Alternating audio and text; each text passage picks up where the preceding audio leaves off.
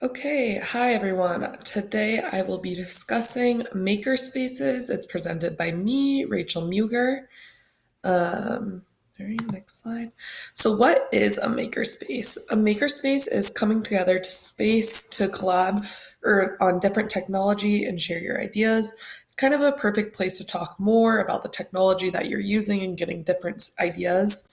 I feel as if a makerspace kind of puts together all the lessons we have learned from this class because you come together to collaborate on different technology ideas like social media, personal devices, computers, everything. Like there's so much stuff that can go into a makerspace. And now, so we're putting all the lessons that we just kind of learned into an actual space. And this is for students, this is for teachers, this is for anyone that's kind of interested in technology, or if you're trying to bring together kind of that STEM, science, technology, engineering, math into your classroom, into your environment. That's kind of what a makerspace can be. I'm kind of looking at it, a makerspace can be really anything what you make to it. Like what you put into it is what you're going to get out of it. So it could be a part of your classroom. It can be, you can find a space outside of your classroom. It could literally be a space on your school's campus that is just different from the space that you're in right now. Next slide. How to apply a makerspace to my classroom. So I'm going to use kind of a reading from the article that we got assigned to for this slide, and then I'm also going to talk about then how I'm going to take that and then put it into my own classroom. So a makerspace was used at an elementary school in Pittsburgh. They kind of transformed an outdoor space at a science museum to create visionary for kids at the school to come in and learn by creating different things. Just a quote from one of the readings that was assigned to us. It stated, "It's powerful teaching and learning that enables students to engage with their communities." So the best part about why I like this is that they found a space outside of their classroom. I think for me, depending on exactly what my future classroom, where my school is going to be at, if I have the funding to be able to take my makerspace and create it outside of my classroom, I completely would. But I think funding and all that stuff comes into it. So, with saying that, if I had to create a space in my classroom, which in a couple slides I will show you kind of what I found, what I like, what I would do within my classroom and for my learners.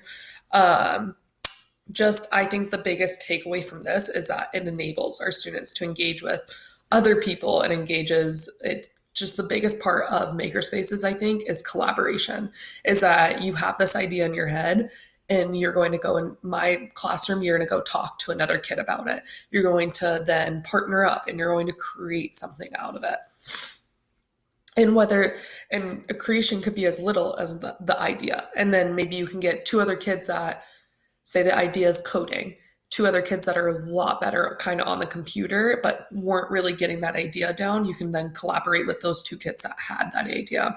I think it's just going to be a giant thing of working together and seeing where people's faults are and kind of seeing where my learners can be really good at a certain spot and be not so good at a certain spot and ask someone for help.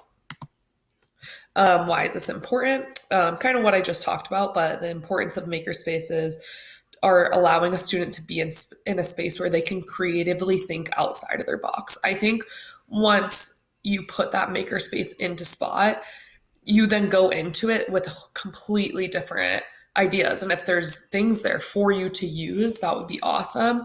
This kind of way of learning can also help a student meet up and collaborate with other students who feel the same way as they do about technology. Kind of what I said in the last slide, just talking about how students are coming together and they're creating this awesome experience for themselves. There's things there for them to use, and there's things there for them to create. Examples of makerspaces. So just a few examples that I kind of found that you can do, and there's hundreds of them that you can create. But coding, 3D printing, even sewing machines, lasers, and just so much more.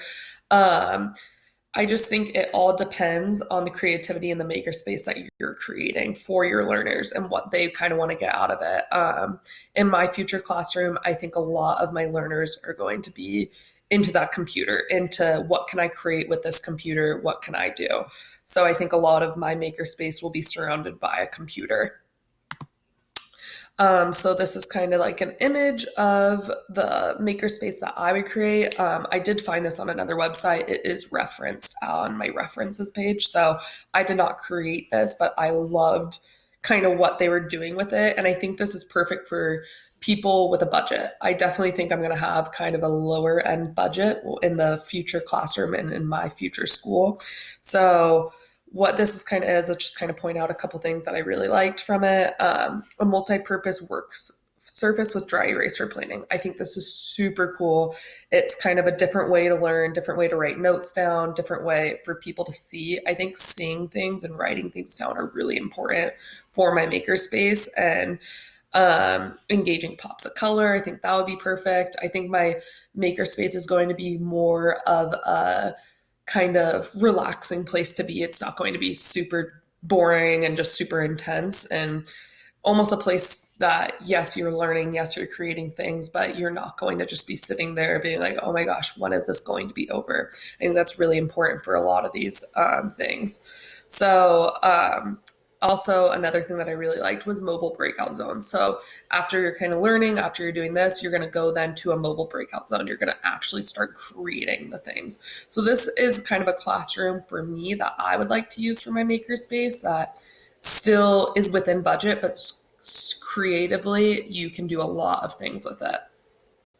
So in conclusion, makerspaces can produce some really cool and interesting things. It allows learners to step outside of their comfort zone and allow their minds to just work in a different way. A makerspace at my future school and in my future classroom to create a great way for my learners to integrate technology would be completely ideal. And I would love to kind of bring that into my future workplace. So this page just reference. Thank you so much for listening to how I would kind of put a makerspace into my classroom. I really appreciate it, and I hope you learned some new things. Thank you.